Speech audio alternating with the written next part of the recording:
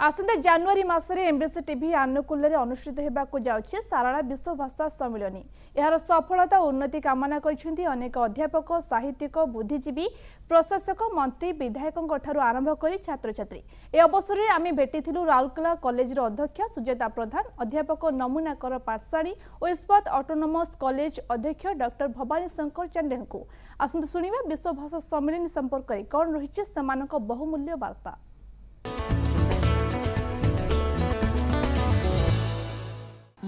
Sujata Pradhan, Rourkela college Rourkela. MBC TV ये गोटे विश्वस्तरीय सम्मेलन अनुष्ठित होगाकू जाउछि। आयोजन कर तो प्रथम धन्यवाद जनइबी। आमर ओडिया भाषा, साहित्य, संस्कृति, जगन्नाथ संस्कृति ये आमर गौरवर विषय।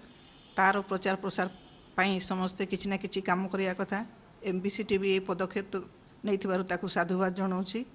सारला दास आमर ओडिया भाषा संस्कृति से होती आमर प्रथम कवि जे कि ओडिया रे महाभारत को रचना करते ओडिया लोक बुझापी पढ़ापी।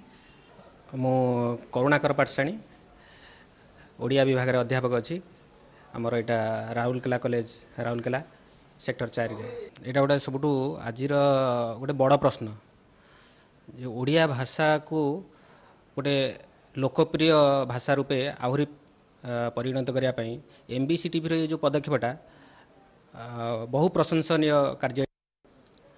आजिकली सब इंग्लिश मुहा किंतु प्रति लोकल लैंग्वेज प्रति आंचलिक भाषार गोटे स्वतंत्र महत्व अच्छी। आंचलिक भाषा सब हृदय सहित जड़ित से हृदय सहित जड़ित थिबा भाषा को दिने खोजी पाइथिले सारला दास। मुझे डॉक्टर भवानी शंकर चांदेल, अध्यापक राजनीति विज्ञान। ना ये निश्चिंत गोटे स्वागत योग्य पदक्षेप।